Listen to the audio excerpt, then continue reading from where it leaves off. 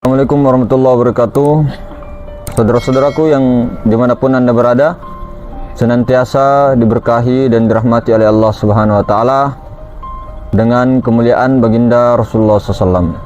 Maka hadirin semuanya, mungkin sama-sama kita telah mendengar daripada percakapan-percakapan para orang-orang tua kita dahulu, orang-orang zaman dahulu, bahkan orang-orang para sufi terdahulu, bagaimana mereka semua itu menjelaskan tentang ilmu yang diwarisi oleh beliau-beliau sampai kepada baginda Rasulullah SAW.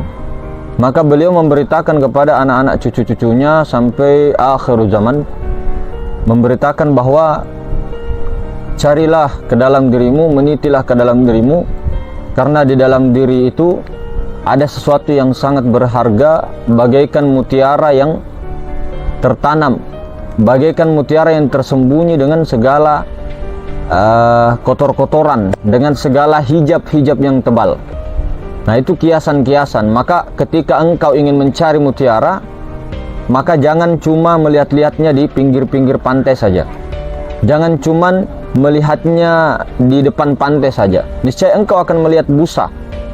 Tapi ketika engkau ingin menyelam mencari mutiara, maka siapkan kapal selam, siapkan beberapa orang, siapkan peralatan yang canggih untuk masuk, ya, untuk masuk ke dalam lautan, kemudian berenang sampai ke dalam, ke dasar lautan yang paling dalam. Maka disitulah lautan yang paling dalam itulah ada sebuah pusaka yang sangat berharga. Jadi disitulah sebuah mutiara yang orang-orang ahli mutiara saja yang bisa mendapatkan mutiara tersebut. Maka itulah ditamsilkan oleh para orang tua kita, leluhur-leluhur kita di Nusantara terdahulu, bahwa jika engkau ingin mencapai moksa atau kebahagiaan yang sejati, melepas daripada semua kemelekatan duniawi, maka engkau harus masuk ke dalam diri, menyelam ke dalam diri. Nah, kita tahu ada berapa sih? Ada berapa komponen diri itu? Di balik tubuh ini ada apa? Di balik tubuh itu ada hati. Maka di dalam hati itu ada nyawa. Di dalam nyawa itu ada rahasia. Di dalam rahasia itu aku. Maka bagaimana tahapnya untuk meniti ke diri aku itu? Selalu kan dibicarakan bahwa carilah aku di dalam ketiadaanmu, atau carilah aku di dalam ketiadaanku. Nah, ketika engkau mencariku, kemudian mendapatkan aku, maka aku akan bunuh, kuhancurkan, kubakar, kuleburkan dirimu. Akan kuganti dirimu dengan diriku. Yang selama ini kau yang merasa ada, yang merasa zohir, yang merasa berbuat, yang merasa berkendak, maka engkau goib ketika berhasil menemukan aku. Tapi aku di sini banyak. Ada akunya pikiran, ada akunya perasaan, ya, ada akunya rasa, ada akunya rahasia, ada akunya sebenarnya aku. Itu Rabbul Izzati. Maka bagaimana kita masuk ke dalam diri, ya pasti melewati pikiran dulu. Diapakan pikiran itu? Makanya di dalam meditasi hening, ataupun dikenal dengan khalwat, ataupun dikenal dengan suluk, ataupun dikenal dengan semedi, atau bertapa, atau dan sebagainya, itu kan bukan mematikan pikiran, tapi bagaimana menenangkan kita punya pikiran. Ada dengan metode tertentu, ada dengan menyaksikan dia punya napas, menyaksikan dia punya kolbu, menyaksikan dia punya daripada sir, rahasia. Nah, kalau kita masuk ke dalam pikiran itu diperhatikan dulu, disaksikan dulu. Pikiran itu disaksikan, titik fokusnya sampai betul-betul tenang, sampai betul-betul pikiran itu diam, kemudian dileburkan kepada perasaan, masuk ke dalam hati, perasaan itu, jiwa, kolbu. Di sini perasaan ini banyak terdapat prasangka-prasangka, praduga yang membuat manusia itu sengsara sebenarnya. Jadi apa yang membuat manusia sangat sengsara itu adalah manusia-manusia yang terlalu banyak keinginan-keinginan perasaannya yang ingin diikuti. Selama hidupnya dia akan mengejar apa perasaannya. Perasaan iri, dia iri sama orang. Dia bagaimanapun caranya dia bisa melambung atau dia bisa mendahului orang daripada itu. Dia dengki sama orang, apapun segala cara, apapun dilakukan untuk mengobati perasaan dirinya. Maka inilah perasaan-perasaan inilah yang banyak membunuh manusia sebenarnya, membunuh dengan perlahan-lahan. Kemudian apa ketika sudah perasaan ini dikendalikan? Dileburkan kemana? Masuk ke dalam rasa. Perasaan dengan rasa tuh beda. Perasaan tuh rindu. Perasaan iri, dengki, fitnah dan sebagainya, marah, itu perasaan. Tapi kalau rasa ini lebih kepada masuk lagi ke dalam dia. Masuk lagi ke dalam yang menyaksikan daripada pikiran, yang menyaksikan pikiran dan perasaan itu rasa. Jadi memang dia betul-betul merasakan yang namanya kepahitan itu, yang namanya kerinduan itu, yang namanya cinta, yang namanya itu tadi. Kalau perasaan dia tertahan di situ, tapi kalau rasa dia menyaksikan perasaan itu. Nah, kalau kesadaran masuk lagi, itu kesadaran. Jadi bagaimana pikiran, perasaan, rasa itu dileburkan kepada kesadaran. Nah, cari di bagian kedudukan mana itu kesadaran di dalam tubuh kita. Kalau di kepala itu pikiran, kalau di hati itu perasaan, kalau di tengah-tengah hati ini rasa, kalau di kesadaran di situ. Nah, di balik kesadaran itu ada aku yang menyaksikan daripada tubuh, hati, nyawa, rahasia. Jadi maka kembalikan hak aku kata Rabbul Izzat itu sendiri, kembalikan hakku, carilah aku. Carilah aku dalam ketiadaanku, carilah aku, masuklah ke dalam dirimu, meniti ke dalam dirimu. Janganlah engkau mencari di luar dirimu, karena kalau engkau mencari di luar dirimu, engkau sesat dan menyesatkan. Karena apa yang mau dicari di luar diri? Di luar diri itu hampa. Ini saja khoyal, semua fana, hancur, lebur. Perasaan saja, sangka-sangka saja yang mengatakan ini ada. Burung ada, candi Prambanan ada, khoyal semua kan? Sihir yang nyata gitu. Kisah-kisah percintaan Rojonggrang, kisah-kisah percintaan Dewa Siwa, kisah-kisah percintaan Brahmana, kisah-kisah percintaan Rama dan Sinta, kisah-kisah percintaan banyak lah, kisah-kisah wayang. Nah, ini semua adalah kisah yang dibuat oleh sang dalang. Nah, sang dalang inilah yang membuat kisah ini. Siapa yang membuatnya adalah sang dalang, si aku tuh. Nah, aku ini membuat daripada wayang, aktor di panggung sandiwara. Nah, itu tadi disuruh cari aku. Nah, jangan sebagai aktor, karena kau bukan aktor, kau bukan pemain. Kau itu hanya wujud sangka-sangka, khoyali, pikiran perasaanmu saja yang mengatakan kamu yang beraktor sebagai polisi, kamu yang beraktor sebagai tentara, kamu yang beraktor sebagai presiden, kamu yang beraktor sebagai guru, kamu yang beraktor sebagai anak, kamu yang beraktor sebagai istri dan sebagainya. Itu kan perasaan aja. Nah, kalau dicari yang mana kamu di situ, telusuri dari ujung rambut sampai ujung kaki, yang mana aku di situ? Tidak ada. Maka ini disuruh cari aku. Jangan kau cari zatku, hanya zatku. Jangan kau cari sifatku, jangan kau sembah jangan kau cari asmaku, jangan kau hanya cari afalku itu, tapi cari aku kan yang disuruh cari aku. Nah, bagaimana kita letakkan pikiran, perasaan dan rasa itu melebur kepada kesadaran. Nah, kesadaran inilah yang mengantarkan ke aku, karena kesadaran itu rahasia itu tiada lain daripada aku. Wa fi sirri ana, di dalam rahasia itu aku. Nah, aku inilah menyaksikan zat, sifat, asma, afal. Aku inilah menyaksikan tubuh, hati, nyawa, rahasia. Aku inilah menyaksikan alam la ta'yin, martabat ahadiyah, wahda, wahidiyah, kemudian malakut, misal ajsam insan kamil. Aku ini yang Rabbul Izzati, cuma tidak ada yang mampu mendapatkan si aku. Maksudnya wujud sebenar-benarnya, diri sebenar-benarnya aku tuh tidak bisa. Cukup diyakini bahwa di dalam kesadaran atau di atas kesadaran atau di atas sir, di atas rahasia, di atas zat mutlak itu adalah aku. Wa fi sirri ana. Nah, di sini mau dikembalikan, di sinilah yang dikatakan kembali sebelum engkau mati hissi. Sebelum engkau mati hissi. Nah, jadi mati apa nih maksud tuh? Mati maknawi. Nah, inilah mati maknawiyah yang dikatakan al-mautu qabla antal maut, mengembalikan dari kosong kembali ke kosong. Nah, kita ini semua kan dari ketiadaan kembali ke ketiada. Bagaimana caranya kembali? Nah, sebelum kita mati nanti ajal putus tuh kembali. Sekarang kembalinya. Jangan nanti-nanti, jangan dikubur baru kembali. Itu mah kembali ke tanah. Jadi kembali itu kemana? Bukan ke tanah. Tanah itu masih kotor. Ya, tanah dari mana? Tanah dari air. Air tercipta dari angin.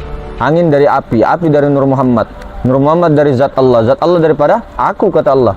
Nah, kembali ke situ. Kalau seseorang itu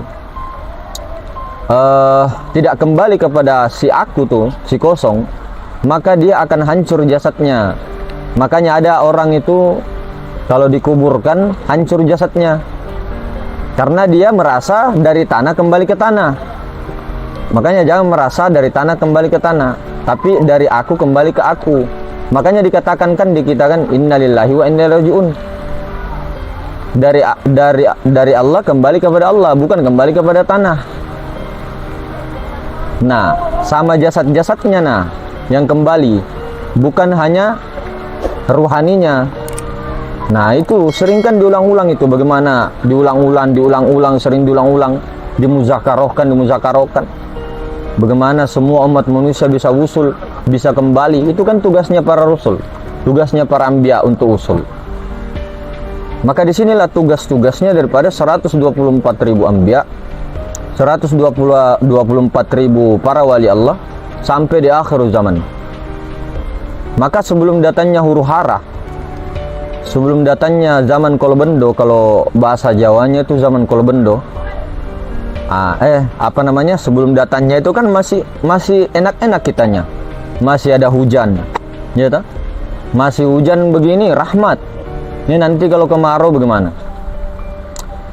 Kemudian setelah zaman kolbendo apa? Pasti zaman keemasan. Tapi goro-goro kan, huru hara di mana-mana. Ini kan belum. Nah, 2026, 2027 masih kita bisa bernapas kan? Nah, baru 2030 tidak ditahu lagi bagaimana. Maka itu tadi cari aku. Maka di dalam kitab Anak Lolo dikatakan memang ya anak lolo, keluarlah engkau. Ketika engkau keluar, cari aku. Kalau engkau berhasil menemukanku, kubunuh dirimu, kuhancurkan dirimu, kugantikan dirimu dengan diriku. Engkau yang batin, engkau yang goib, aku yang zohir. Nah, ini jelas-jelas di kitab Anak Lolo. Maka dikatakanlah oleh ulama kita Syekh Yusuf Al-Makassari, bagaimana semua umat-umat manusia bisa kembali kepada si aku tuh. Makanya kan banyak dikatakan ada huwa, huma, hu, anta, antum, antum, anti, antum, antun, ana, nahnu. Itu kan kelihatannya aja. Ada ana, ada nahnu, ada huwa, ada antuma, ada anti, kan banyak. Tapi kalau ditauhidkan kita punya diri, diesakan, dihancurkan, dileburkan kita punya diri, ya siapa lagi kalau bukan Esa, Sang Maha Tunggal.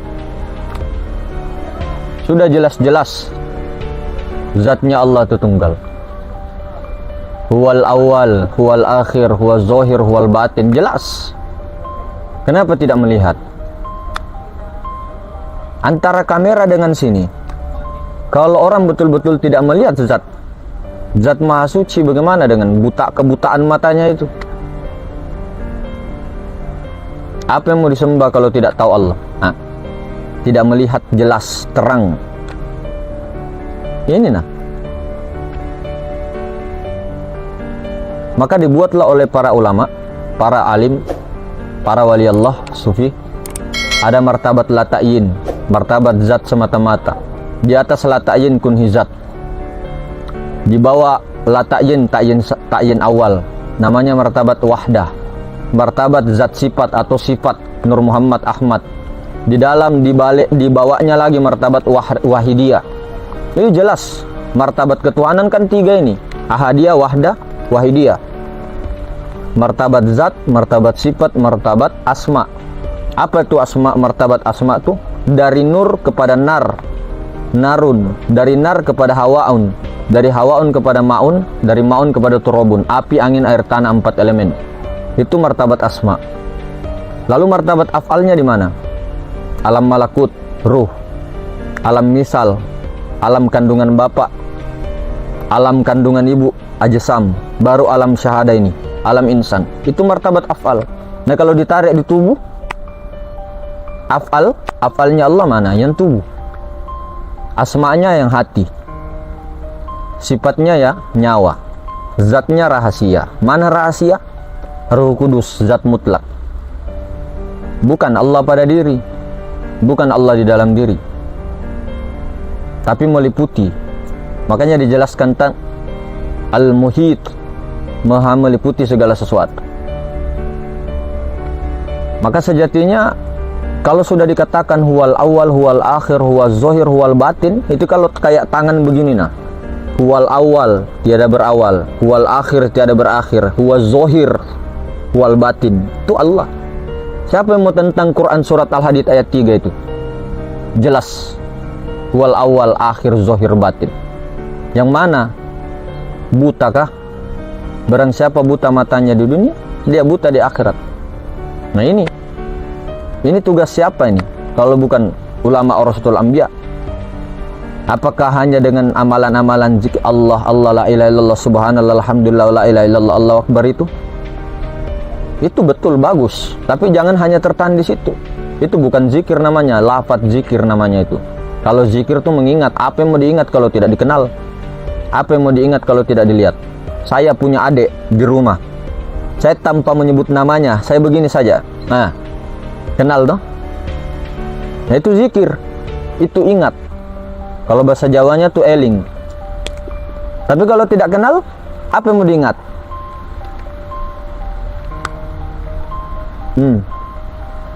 Akal robbaniyah tuh dipakai. Wa ma yantiqu anil hawa in huwa illa wahyu yuha. Agama itu ada logika dan ilmiah tuh. Tapi kalau untuk masuk ke dalam ilmu tasawuf, tidak bisa pakai akal, harus pakai zauq, rasa, masuk lagi ke dalam kesadaran. Ya begitu kan perjuangan-perjuangan para anbiya, para rasul, para wali-wali dalam mencapai daripada kesejatian hidup. Untuk mencari apa? Maha guru. Makanya Rasulullah ketika meninggal dikatakan orang-orang memberitahukan bahwa Nabi Muhammad SAW Rasulullah meninggal tuh, Sayyidina Umar bagaimana itu? Marahnya minta ampun. Yang dimaksud marah di situ karena siapa yang mengatakan Rasulullah meninggal tuh? Penggal kepalanya. Itu Sayyidina Umar apa maksudnya itu? Maksudnya tuh Nur Muhammad Rasulullah itu tidak akan pernah musnah hingga akhir zaman. Tetap ada. Kalau Nur Muhammad Rasulullah tidak ada, ini alam semesta hancur, Pak. Nah, alam semesta ini di dalamnya Nur Muhammad. Nur Muhammad nih, di dalamnya Allah. Jadi kita alam semesta Nur Muhammad itu di dalamnya Allah, di dalam zat Allah. Diliputi. Apa tidak melihat? Nah,